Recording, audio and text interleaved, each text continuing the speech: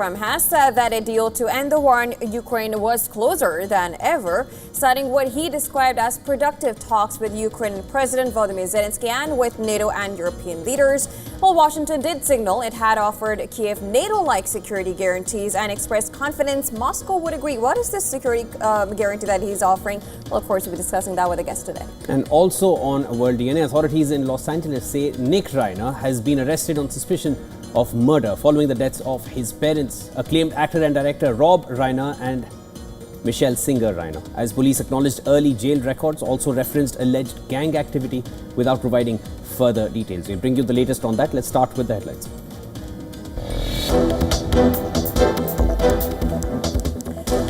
European leaders say Europe is ready to lead a multinational force in Ukraine as part of a U.S. proposal for a peace agreement between Russia and Ukraine. Troops from a coalition of the willing with U.S. support could assist Ukraine's security.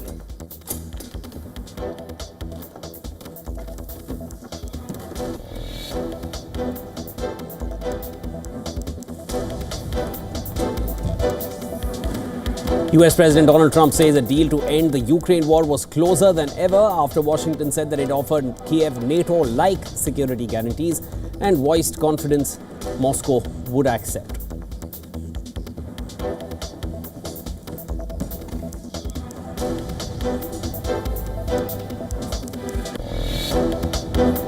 So I was not a fan of Rob Reiner at all in any way, shape, or form. I thought he was very bad for our country, yeah.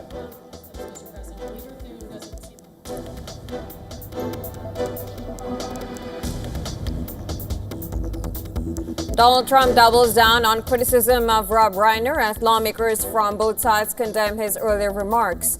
The U.S. president has blamed Reiner's death on what he described as the Hollywood director's dislike of him.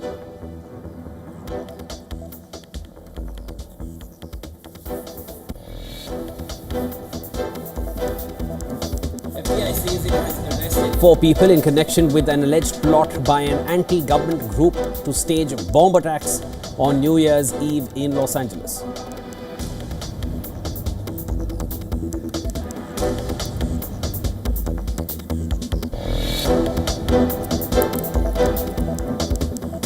Hundreds lay flowers at Bondi Beach in memory of those who were killed during shooting attack. A makeshift memorial was created at the Bondi Pavilion as a place for people to pay tribute to the victims of Australia's worst mass shooting in nearly 30 years.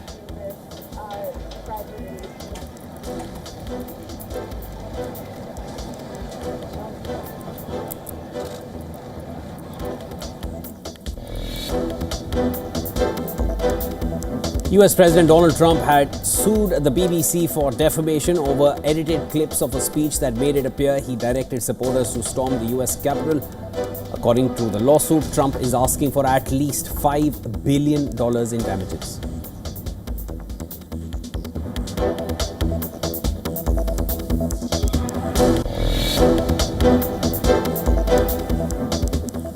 And as counterterrorism agency files charges against 7 people in connection with a deadly attack on tourists in Kashmir holding Pakistan-based Lashkar-e-Toiba responsible for the carnage.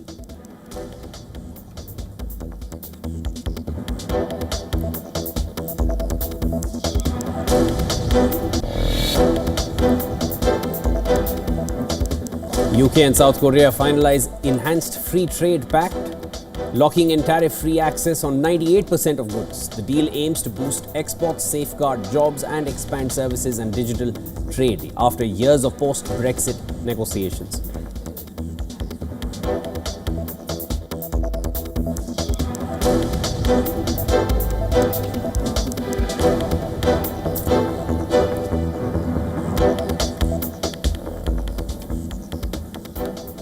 US President Donald Trump has said that an agreement aimed at ending Russia's war in Ukraine is closer now than ever. And this as his team reported progress over talks in Berlin, and Trump made the statement at a White House event after having called into a dinner in Berlin at which his envoys Steve Witkoff and Jared Kushner were holding talks with Ukrainian President Volodymyr Zelensky and European leaders. And I think we're closer now, and they will tell you that they're closer now. We had numerous conversations with President Putin of Russia, and I think we're closer now than we have been ever. And we'll see what we can do. We want to save a lot of lives. We sell equipment to NATO. We don't spend any money, but we do want to see if we can save a lot of lives. US officials warned Ukraine must accept the deal, which they said would provide security guarantees in line with NATO's Article 5, which calls on attack on one ally and attack on all. German Chancellor Friedrich Merz praised the US for offering what he called substantial legal and material security guarantees, adding that they were a very important step forward. Now, the European leaders in a joint statement at the Berlin talks proposed a force as part of U.S.-backed robust security guarantees aimed at preventing Russia from violating an agreement to end the war.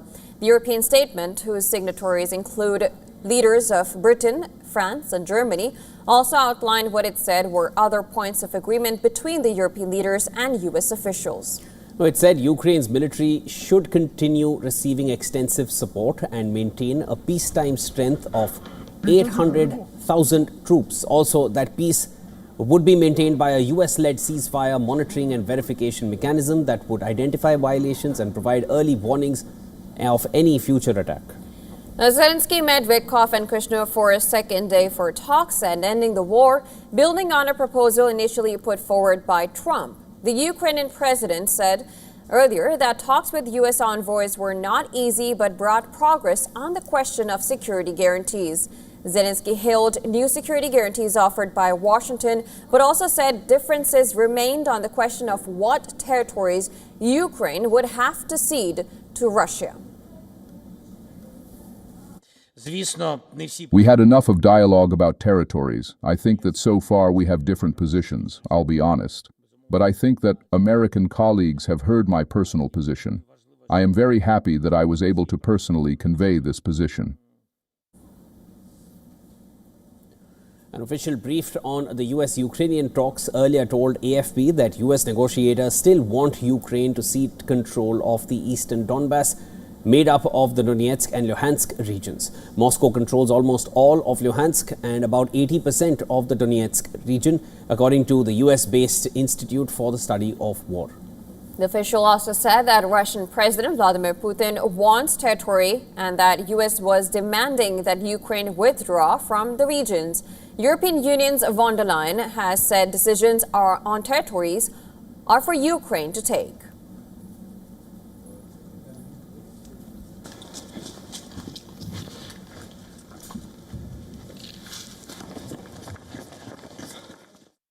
"34 years ago, this month, Ukrainians voted overwhelmingly for independence from Russia. They voted yes to Ukraine being Ukraine. That choice remains unbroken. The Ukrainians defended every day, admirably, on the battlefield. They deserve a peace worthy of their courage." And to discuss more, we're being joined live by Adrian Calamil. He is a fellow at the Arabian Peninsula Institute and a scholar. Thank you so much. Always a pleasure to have you on the show. We've been hearing US say that we're near the talks, we're near to a peace deal every time, and it's not really very different from the last time as well, where Trump went back and said that, no, we need to talk more.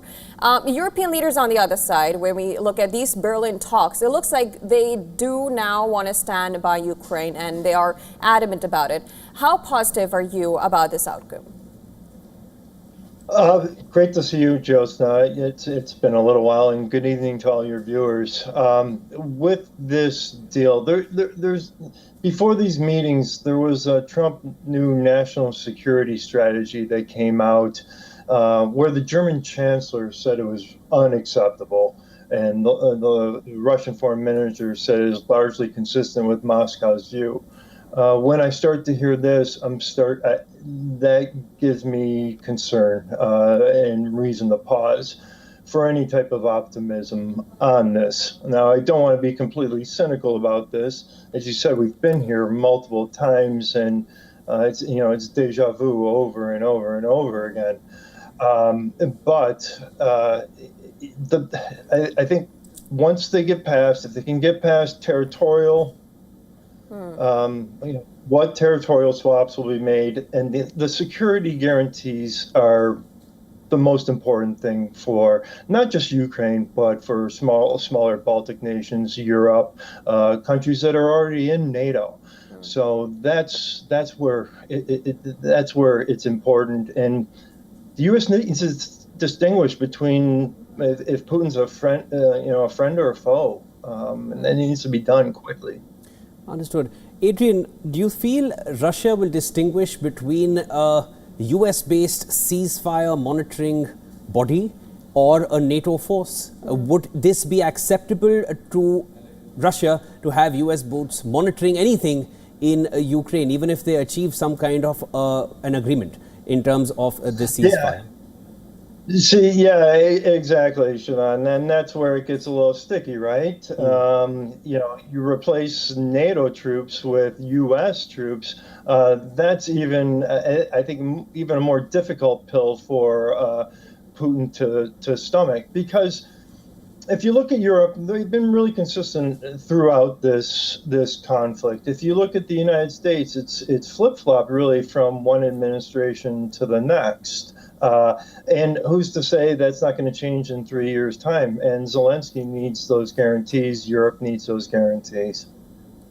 Also, Adrian, of course, there's another thing which I've been wondering is about, this push that the U.S. has been trying to make. It almost looks like Trump just wants to now fulfill his promise that he made during his elections that we want to get done with this war. We want to go for it. Is he overlooking a lot of things that, Ukraine might need in this? Because when we look at the number of ceasefire, we remember Thailand and Cambodia, which went back to fighting. And when we look at Israel and Gaza, it seems like there's still some military action going on there. Even in Africa, DRC. Absolutely, and, absolutely. So when you look at the wars that Trump claims to have been solving, almost like a shuttle peace talks that he wants to do, is he overlooking Ukraine's need here and trying to just push on and end this war as soon as possible? Yeah, I think it's to pin it to his CV. This is not the type of deal that's going to lead to peace. Putin, if we look at his record, since he's been in office, he's pretty much been at war in office the entire time he's been there, whether it was to Chechnya, to Syria, to Ukraine, Crimea. He's constantly been at war to, one, influence his sphere of the Russian influence, and also to expand and build back the Soviet Union and what he's deemed as the greatest tragedy of the 20th century with the collapse. So, yeah, you're exactly right. And I don't think, I'm not of the opinion that this is enough for the Ukraine. I think this war needed to end one of two ways. From my personal view, Putin needed to be met with really hard sanctions that were enforced, and the Ukrainians needed to be given the firepower to really prosecute the war. It was always a little too late. Adrian, thanks so much for joining us here on World DNA. It's always a pleasure having you with us and speaking to you. Of course, whether this means something or not, we'll go soon enough, but we've heard enough things coming out from Trump, and the entire world knows now to wait for the final result before you arrive at a conclusion after a Trump statement. Thanks so much, Adrian. Thank you. All right, let's move further from here. Speaking of Donald Trump, well, he says that his administration is investigating whether Israel violated the Gaza ceasefire by killing a Hamas leader. Absolutely. Now, Raad, the former deputy commander of Hamas military wing and reportedly one of the architects of Hamas's October 7 attacks, was killed in an Israeli strike over the weekend. Trump also confirmed that the International Stabilization Force for Gaza is already operational, and he expects more countries to join the effort in the coming weeks. I think that it's, in a form, it's already running. In a very strong form, it's already. But it'll get stronger and stronger, and more countries are coming into it. They're already in, but they'll send any number of troops that I ask them to send. They want to see peace. We have more than 59 countries. Meanwhile, in Gaza, members of the territory's civil defense have recovered the remains of 45 people killed 2 years ago in an Israeli airstrike on a building in Gaza City. The strike occurred on December 15, 2023, just 2 months after a Hamas-led attack on southern Israel on October 7th that sparked the ongoing Gaza war.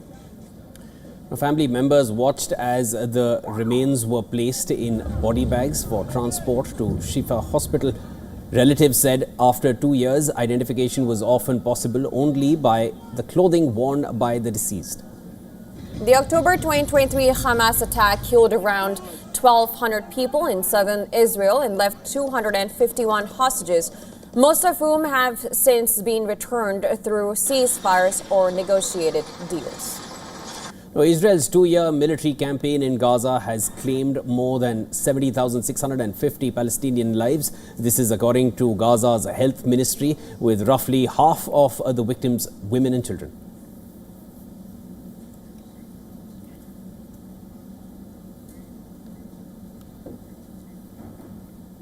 And son of Hollywood director Rob Reiner and Michelle singer Reiner has been arrested on suspicion of homicide, but intentions are still not clear. Well, and this is after the couple were found dead in their Los Angeles home. Police say that the couple died from stab wounds, and the investigation is now being handled by the LAPD's Robbery Homicide Division. Authorities say the couple were found stabbed to death inside their Brentwood residence on Sunday afternoon. Emergency responders were called to the scene around 3:30 p.m. local time. The son, Nick Reiner, has been arrested and is being held in a jail in Los Angeles County on a $4 million bail. Amid all, U.S. President Donald Trump has criticized Reiner on social media, saying without evidence that the two reportedly died due to the anger he caused others, quote unquote, with his Trump derangement syndrome. Reiner was a vocal critic of the president. The deaths have sent shockwaves through Hollywood, especially in the manner in which both have died. Rob Reiner was one of America's most influential filmmakers, directing iconic films including The Princess Bride, When Harry Met Sally, Stand By Me, and A Few Good Men. Reiner was also known for his outspoken political views and was a vocal critic of U.S. President Donald Trump. Rob Reiner and Michelle Singer Reiner had been married for more than 3 decades and shared 3 children together. Tributes are pouring in from across the film industry as the investigation continues.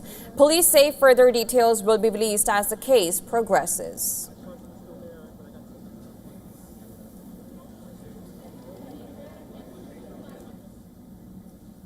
And FBI says it has foiled a plot to carry out bomb blasts on New Year's Eve in Los Angeles. And 4 people have now been arrested. Now, the suspects are an offshoot of the Turtle Island Liberation Front. The group called themselves the Black Lotus Group and communicated using the encrypted messaging platform Signal. The 4 individuals arrested are Audrey Carroll, Zachary Page, Dante Gaffield, and Tina Lai. They face charges of conspiracy and a possession of destructive device. According to the complaint filed in a federal court, their plan was to plant backpacks with IEDs at different points. They planned to use burner phones and set up long movies to stream at home to serve as an alibi. They also had documents that allegedly included a step-by-step process for crafting a pipe bomb. The subject arrested envisioned planting backpacks with improvised explosive devices to be detonated at multiple locations in Southern California, targeting U.S. companies. These bombs were to blow up at the same time on midnight this New Year's Eve. Now, according to the complaint, the plan was named Operation Midnight Sun. Authorities were informed about the plan that was revealed when 2 of the accused provided a handwritten document outlining the plot to a law enforcement informant. Now, they were arrested on the 12th of December when the group allegedly went to the Mojave Desert to construct and test the explosive devices. Authorities shared aerial footage from right before the arrest. As I mentioned in my talking points, on December 12th, a group of individuals, again, members of this anti-government group, traveled out to the desert to test their explosive devices. They had precursor chemicals there, and they were going to create these bombs in the desert. What they are starting to do is put their chemicals and wares and the components out on the table there. This footage that you're watching is from our surveillance plane, and then what happened after this is the Los Angeles FBI SWAT team, along with the FBI's hostage rescue team, moved in and arrested all 4 subjects without incident. The complaint also alleges that the 4 involved in the plot were not attempting to kill people, and if they saw anyone in the area of their bombs, they would try and warn them. And if convicted, the defendants would face a statutory maximum penalty of 5 to 10 years in jail.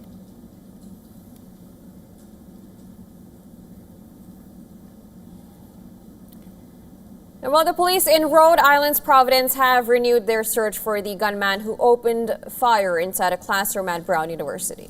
And in that firing, 2 students were killed and 9 were injured. The police have released a person of interest that they detained on Sunday because the evidence pointed elsewhere. Now, authorities are intensifying their search and have asked the community for help. The shooting occurred during the final exams inside the Holly Engineering and Physics building of Brown University. Authorities say the man armed with a rifle fired more than 40 rounds inside the classroom before fleeing. Well, students spent hours barricaded in classrooms or hiding beneath furniture as officers fanned out across the campus searching for the attacker. The 2 victims have been identified as Ella Cook, a sophomore and vice president of the Brown College Republicans, and Mohammad Aziz Umrakozov, a freshman from Uzbekistan. Investigators on Monday released 3 more videos showing a man dressed in black near the campus. Although his face wasn't visible, the videos provided the clearest images yet of the suspect. Earlier in the day, the police released a video of a man walking on the street minutes after the shooting. As the manhunt continues, U.S. Marshals and local police have been knocking on doors asking residents for surveillance footage that may show the shooter's movements. This investigation, and I would describe today's work as making steady progress to identifying the person that we saw in the video that was released yesterday.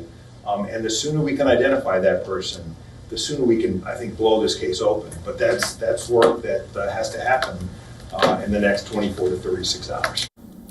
Mourners brought flowers to a makeshift memorial at Elite Brown University following the mosque shooting.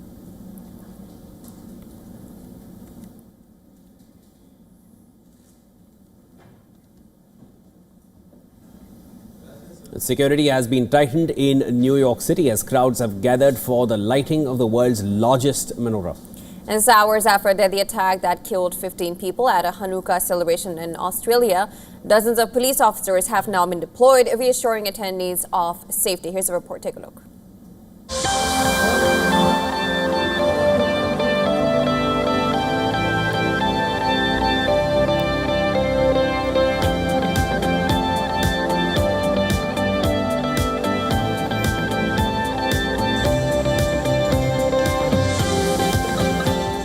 Well, so far I've seen several officers around, and it seems like they are on high alert and they really are checking the perimeters, so hopefully everything goes smoothly.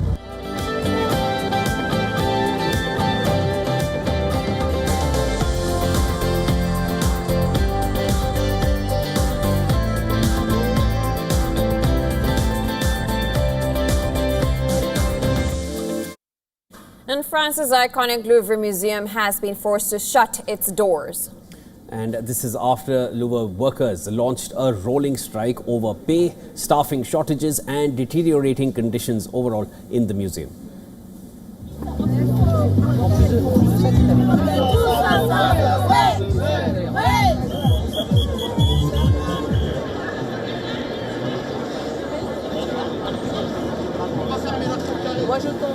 The closure comes at a difficult time. It's just months after a major jewel heist and amid concerns over the museum's aging infrastructure. With thousands of visitors turned away, talks are now awaited on whether the strike will continue or not.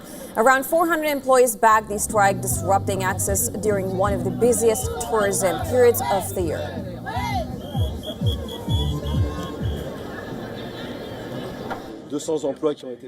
200 jobs have been lost over the past 15 years.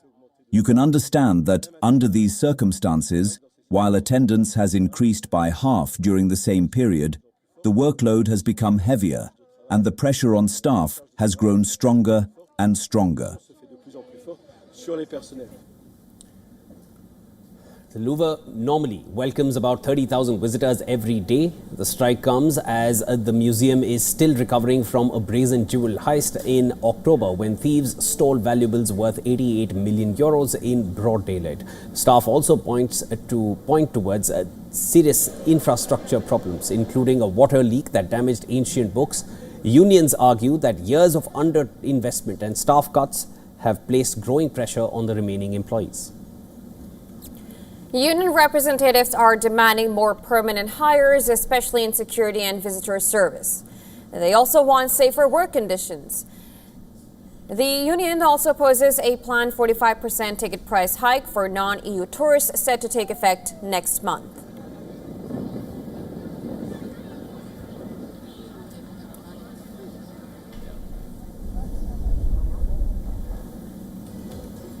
And well, it's now time for a very short break on World DNA. Don't go anywhere. After a short break, when we're back, we bring you more reports. US President Donald Trump has said that he wants his Chinese counterpart Xi Jinping to consider releasing Jimmy Lai.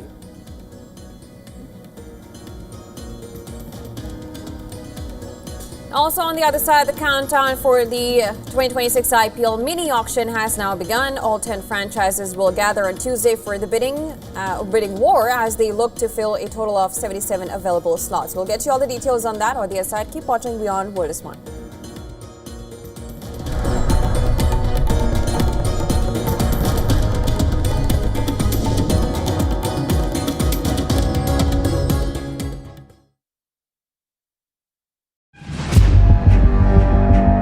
Where darkness hides behind every corner.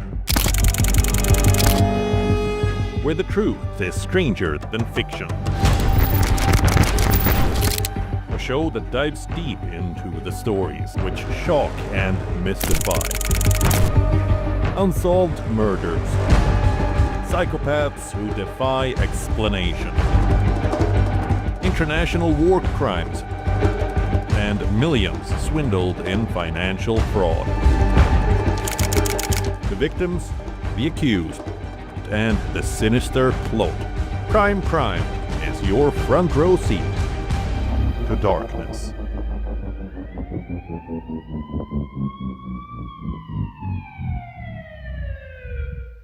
Rashtriya Swayamsevak Sangh.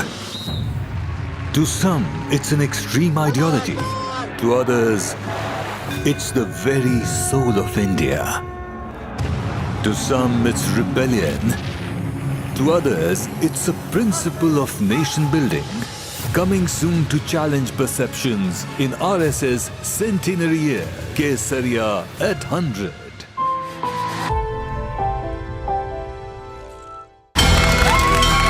From the bustling trading floors of Wall Street to the vibrant exchanges of Asian stock markets, WION breaks it down for you to make sense of what's happening. As we reveal the key factors behind events, strategic battles, and the game-changing business decisions that shape the world. We bring you all of this and more on World Business Watch. WION, India's global voice, the channel that brings you the biggest stories from across the world through India's lens. Now available in more than 190 countries worldwide. Because we believe that the world is one. Watch us in Africa, Europe, USA and Canada, South America, Asia Pacific, Middle East and North African regions. Also available on these digital platforms across the world. WION. World is one.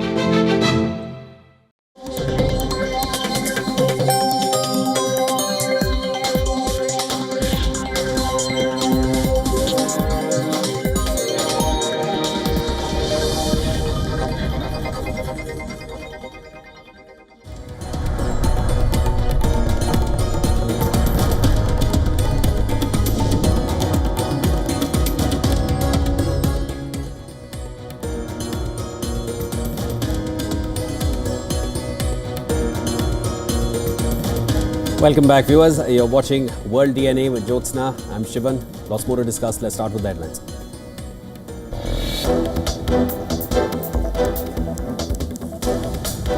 European leaders say Europe is ready to lead a multinational force in Ukraine as part of a U.S. proposal for a peace agreement between Russia and Ukraine. Troops from a coalition of the willing with U.S. support could assist Ukraine's security.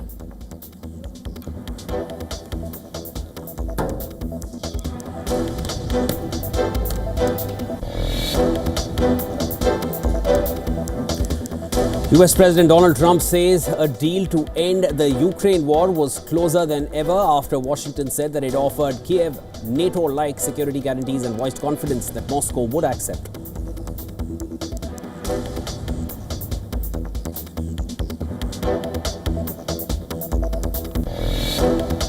So I was not a fan of Rob Reiner at all in any way, shape, or form. I thought he was very bad for our country. Yeah. Donald Trump doubles down on criticism of Rob Reiner as lawmakers from both sides condemn his earlier remarks. The U.S. president has blamed Reiner's death on what he described as the Hollywood director's dislike of him.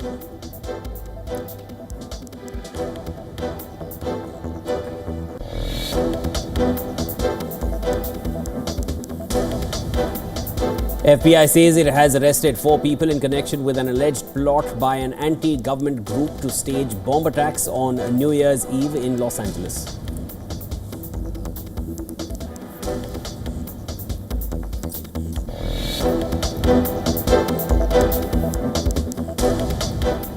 Hundreds lay flowers at Bondi Beach in memory of those who were killed during shooting attack. A makeshift memorial was created at the Bondi Pavilion as a place for people to pay tribute to the victims of Australia's worst mass shooting in nearly 30 years.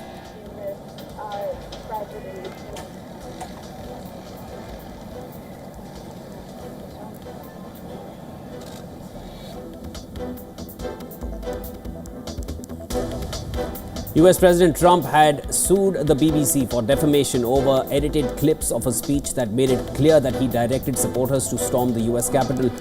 According to the lawsuit, Trump is asking for at least $5 billion in damages.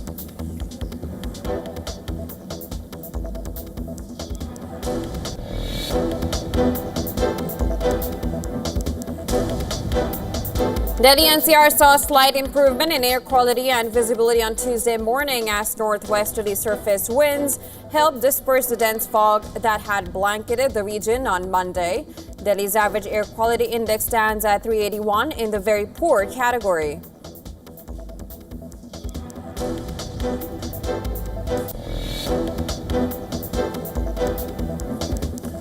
NVIDIA buys AI software firm Schmed to strengthen its open source AI strategy, expanding tools for managing large-scale computing clusters. The move comes as demand surges for AI infrastructure across data centers, research labs, and enterprise customers worldwide.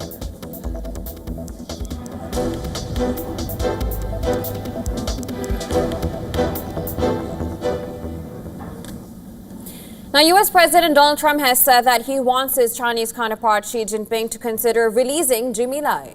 And this as he voiced his sadness over the Hong Kong media mogul's conviction. Trump met with Xi Jinping in October in South Korea, where he is believed to have raised Lai's case as well. I feel so badly. I spoke to President Xi about it, and I asked to consider his release. He's not well. He's an older man, and he's not well. So I did put that request out. We'll see what happens. Now, Lai was found guilty on all 3 charges in his national security trial on Monday. The 78-year-old who pleaded not guilty faces up to life in prison when he is sentenced. He can appeal against the convictions. And shortly after Trump's statement, Secretary of State Marco Rubio, in a post on X, said that the verdict showed China's determination to silence those who seek to protect freedom of speech and other fundamental rights. He noted that Lai's health had reportedly deteriorated in prison and urged Beijing to bring this ordeal to an end as soon as possible and to release Lai on humanitarian grounds, quote unquote. In Washington, his daughter Claire Lai made an appeal for Lai's freedom. warning China her father would be a martyr if he dies in prison, as she voiced alarm again for his health. Back pains, waist pains. He has his skin is drying. His nails are falling off. His teeth are rotting. He has failing eyesight, and his hearing is failing. I mean, he has heart issues. He's diabetic. I mean, there is just such a myriad of health issues that he's facing, and he's 78. I mean, we are extremely, extremely worried about him. Now, Lai is a British citizen, and the UK government condemned what it called a politically motivated prosecution in a statement calling for the media mogul's release. British Foreign Secretary Yvette Cooper has said that they continue to fight for Lai's immediate release, as she informed the Parliament that the Chinese ambassador to the UK had been summoned over the issue. Lai is the founder of Apple Daily, a hugely popular pro-democracy newspaper in Hong Kong that was forced to close in 2021. He was arrested in 2020 and has spent more than 5 years behind bars during a lengthy trial that has been delayed several times. Lai was accused of using Apple Daily and political connections, particularly in the US, to lobby for foreign governments to impose sanctions on China and Hong Kong after the crackdown on pro-democracy protests in 2019 and 2020.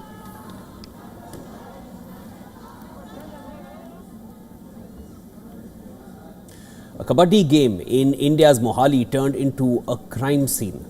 Now, unidentified assailants entered the Kabbadi field and took a shot at 30-year-old Digvijay Singh alias Rana Bhattacharya. 2 to 3 men, they opened fire on Digvijay Singh, who got injured in the shooting. Wounded Digvijay was then taken to Mohali's Fortis Hospital, where doctors declared him brought dead. The shooters are still at large, but a post claiming responsibility of the attack is doing rounds on social media, where Gopi Ghanshampur has claimed responsibility of the attack. Now, Gopi allegedly belongs to a group. It is the same group that vowed to take revenge of a renowned singer, Sidhu Moosewala, in 2022.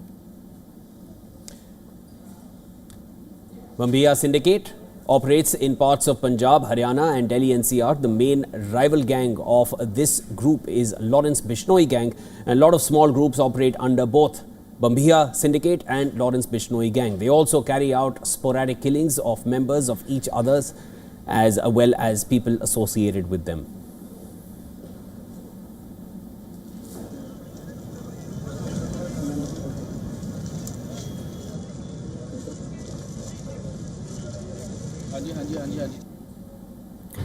Now, the Indian government has introduced a new rural employment scheme in the lower house of the parliament. Well, it is a proposed update to the existing 2-decade-old Mahatma Gandhi National Rural Employment Guarantee Act. The new VBG Ramji bill proposes a number of changes. The updated act proposes to increase the guaranteed number of guaranteed days of employment for rural Indian households. They will increase from the current 100 to 125. The previous system allowed for multiple types of works across various categories, but the new bill proposes to focus on 4 major types: water-related works, core rural infrastructure, livelihood-related infrastructure, and special projects to mitigate the impacts of extreme weather events. Now, another notable change is the introduction of a pause window. Now, the new bill proposes to allow states to notify up to 60 days a year for agricultural work. Now, this would pause all the rural projects so rural workers may switch to sowing or harvesting crops. By allowing states to notify a pause in work, workers would not have to choose between their guaranteed work and farm work. Now, the government says that this will make more labor available during the sowing and harvest seasons and thus help keep agricultural prices down. There are also proposed changes to how the guaranteed employment will be funded. At present, India's central government bears the entire wage cost for unskilled labor. However, the state governments pay for unemployment benefits when work is not available. And the new bill wants to introduce a 60 to 40 center to state funding ratio. And this will be 90-10 for India's northeastern and Himalayan states and 100% centrally funded for union territories without state legislatures. Another major change is that weekly payments to the rural workers have been mandated.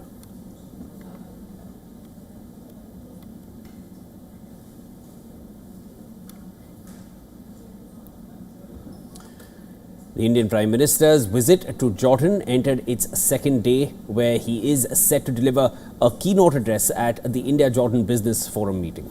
And this follows his productive discussions with King Abdullah II yesterday, as both the countries mark 75 years of diplomatic ties. Prime Minister Modi's visit to Jordan is part of his three-nation tour to West Asia and Africa.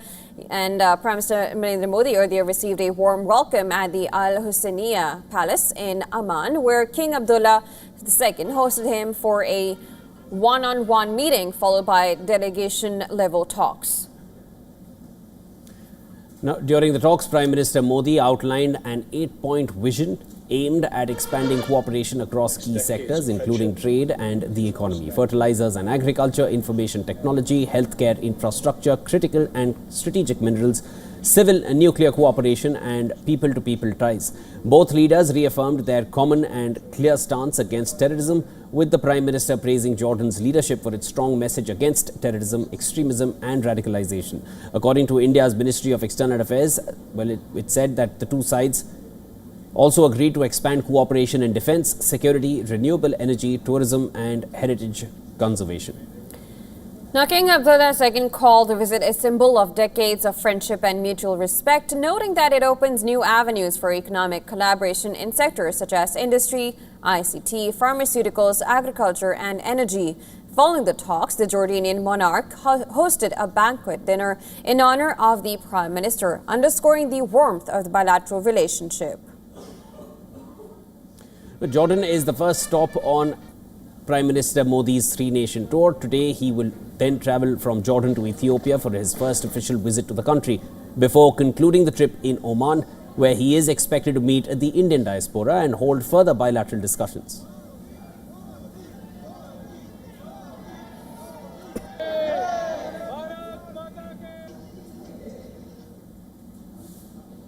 Now, high above the world in the Himalayas, where ice never melts and silence is absolute, lies a secret no one expected to survive. Well, a Cold War relic buried deep in the Himalayas has resurfaced in debate. Now, an Indian lawmaker is asking tough questions. More in this next report. Take a look.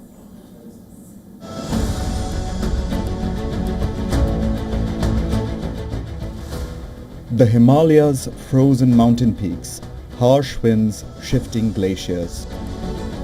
This is where a fragment of Cold War history still sleeps beneath sheets of ice. In 1965, amid rising tensions with China, the CIA and India's Intelligence Bureau jointly carried a nuclear-powered generator to Nanda Devi's summit to spy on Beijing's activities.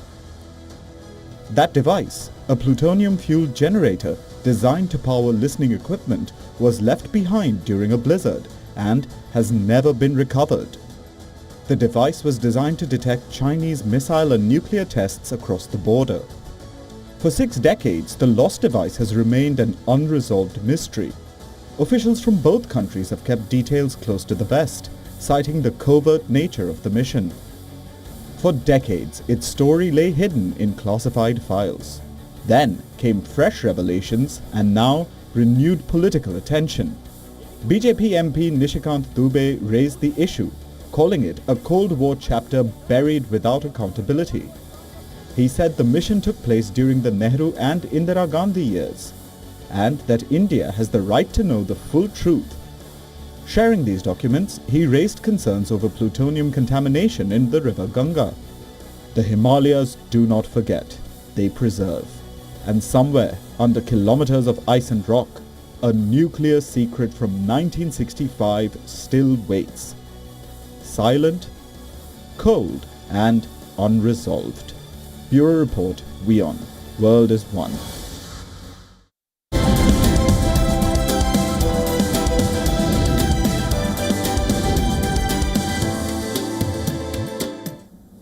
The global economy is still cooking up decent enough food, but the kitchen is one heck of a mess.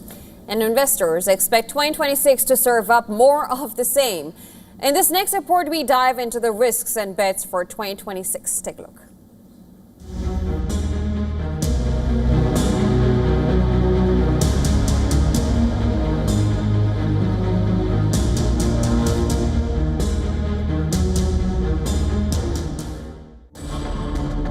"2026 is shaping up to be just as chaotic, high stakes, and unpredictable as 2025 was. The dish is still a mess from last year's strong spices. The main risks are the new NATO defense spending targets and US President Trump's Liberation Day tariffs. In the case of Ukraine, a forced peace deal may introduce new long-term risks rather than stability. The world is still a hotbed of geopolitical uncertainty. US Supreme Court is yet to rule on Trump's tariffs. The trade tensions between the US and China and more between Europe and Beijing seem to be baked in as the new normal. Yet, despite all the heat, financial markets and global economy remained relatively unscathed. While looking ahead to 2026, the American economy is expected to cool down after getting a little too hot. There will be turbulence, but the executive chiefs will seek to use additional fiscal stimulus and rate cuts to overcome some of those risks. Higher tariffs will have a delayed effect next year. All that money spent on artificial intelligence will have an effect as well. Market moves question if that is a bubble. Well, nobody knows just yet. As for Europe, the master chef is Germany. Whether Berlin follows through on its pledge spending surge will determine growth expectation. While very little has made it to the table thus far, France is expected to struggle to fill a budget hole. UK GDP has not shown any growth since June, and the risk of a recession has risen. While the country has managed to announce a balanced budget, the risks remain. Still, Europe could surprise to the upside. In Asia, bets on India to be a bright spot in a otherwise gloomy global economy continue into 2026. The government's GST and income tax cuts, 100% FDI in insurance, and widening the pension investments pool are expected to boost growth further. On the other hand, China is expected to see growth slow down more significantly next year without fiscal stimulus. The real estate recession and deepening deflation remain the top risks. Japan, under a new prime minister, is expected to see pro-growth policies, but rising tensions with China are predicted to weigh on the economy. But overall, the outlook for 2026 is more of the same. Business Bureau Report, WION, World is One.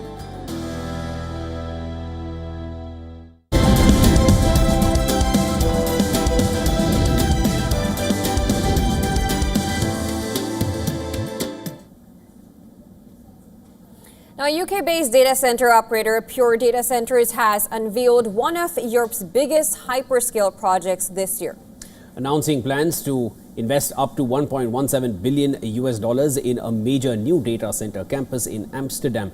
Pure Data Centers said the project will be leased to a single hyperscaler tenant, and that is a large cloud provider racing to build AI infrastructure. The company did not name the tenant, but hyperscalers include tech giants such as Amazon, Google, Meta, and Microsoft.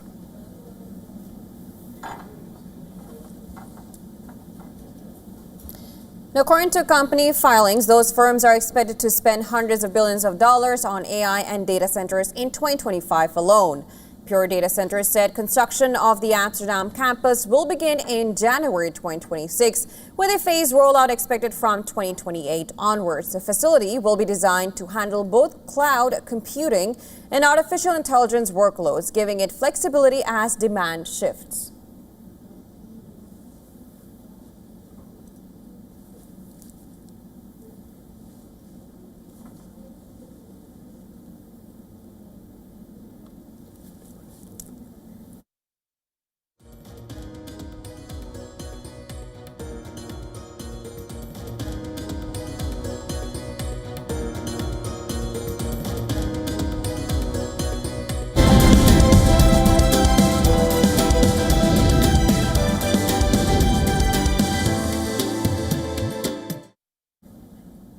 The countdown for the 2026 IPL mini auction has begun.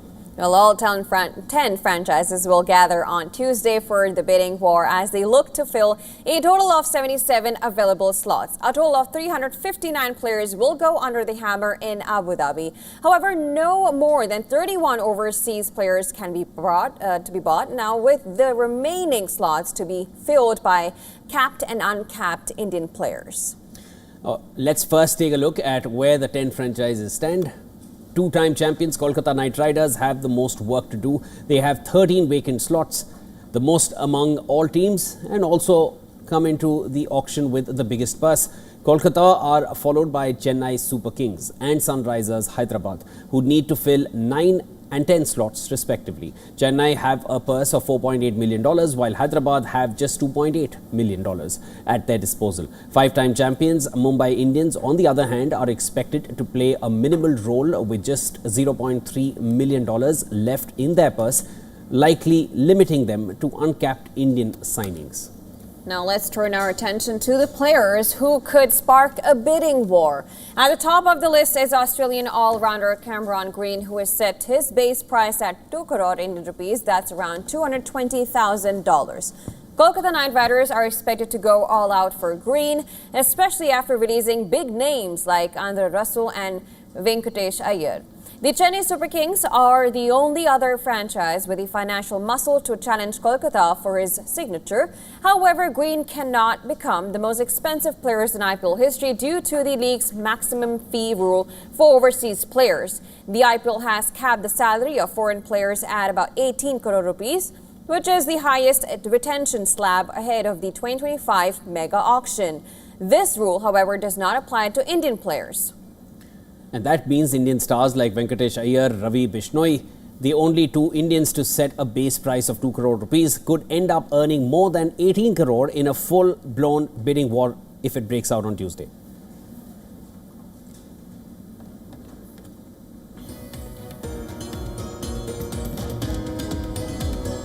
And with that report, we call a wrap to a World DNA for today. We'll leave you with some climate stories that have been making headlines across the world. Thanks for staying with us. Keep watching WION World this month.